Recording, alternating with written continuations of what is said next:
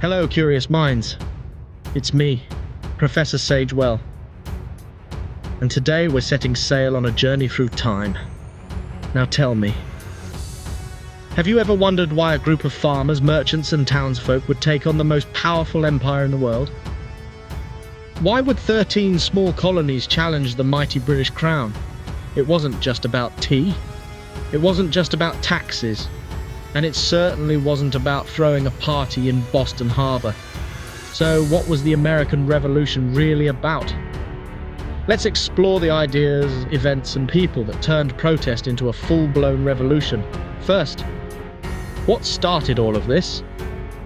In the 1700s, the 13 colonies in North America were ruled by Britain.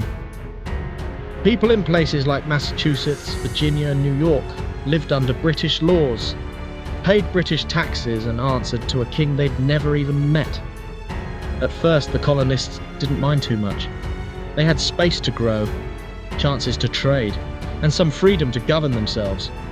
But then, things started to change. After fighting a long war called the French and Indian War, Britain needed money, so the king and his government decided the colonies should help pay for it. That meant new taxes on paper, glass, paint, and even tea.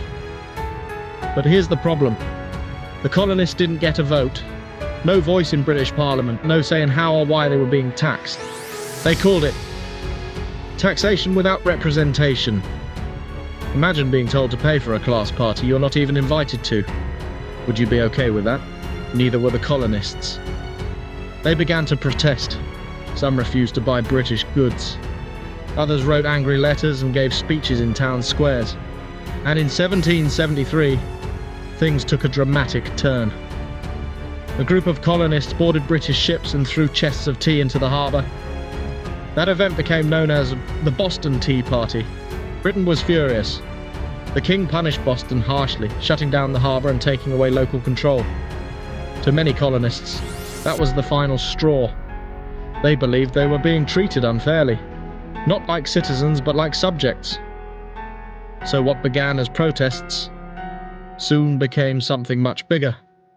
A call for independence. Now let's take a closer look at what really made the colonists so upset. It wasn't just the taxes themselves. It was the way they were decided. The British Parliament, thousands of miles away, passed laws that directly affected people who had no vote. To the colonists, this felt wrong. They believed that only their local governments, the ones they had elected, should be allowed to tax them. That's where the famous phrase came from. No taxation without representation. The Stamp Act, the Townshend Acts, and finally the Tea Act. Each new law brought more anger, and when the colonists tossed British tea into Boston Harbor, not quietly but loudly for the world to see, the message was clear. They wanted change. But the king wasn't listening.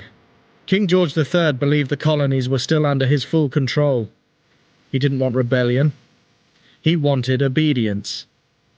So, Britain passed what the colonists called the Intolerable Acts.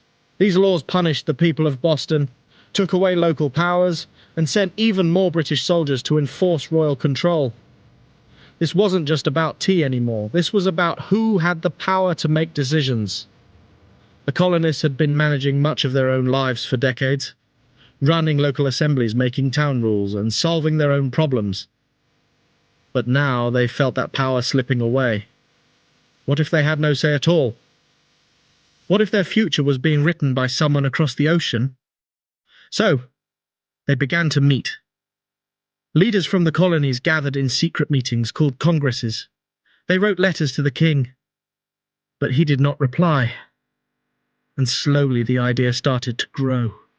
If Britain wouldn't change the rules, maybe it was time to change who made them. A new idea was forming: independence.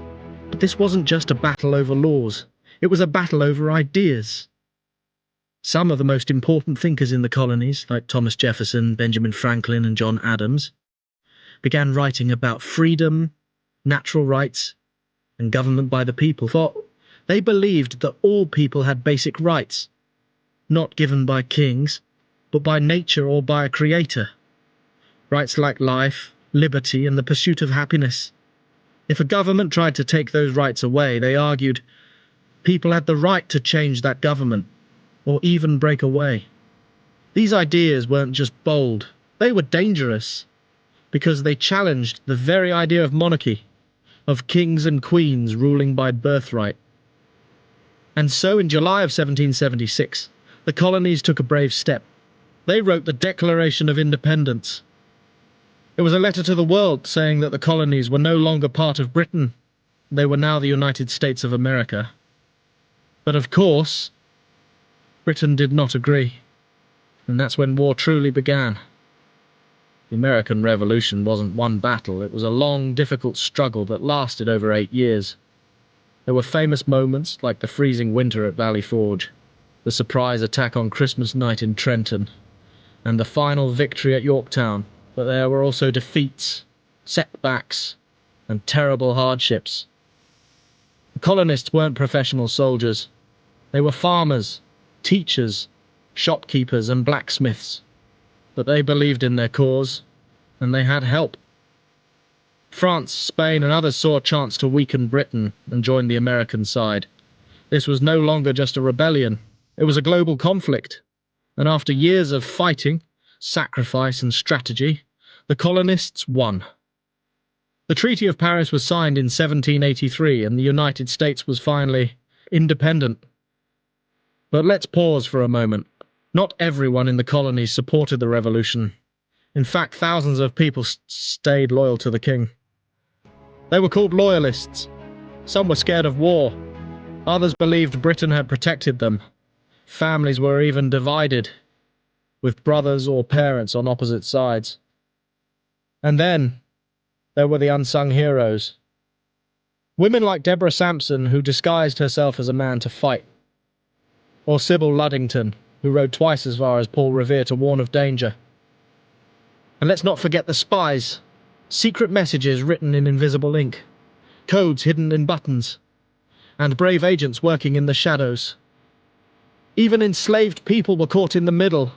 Some fought for freedom, either with the British or the Patriots, hoping that victory might mean a better future. So you see, the revolution wasn't just red coats versus blue coats. It was a complicated web of choices, beliefs, and consequences. And when it ended, what had really changed?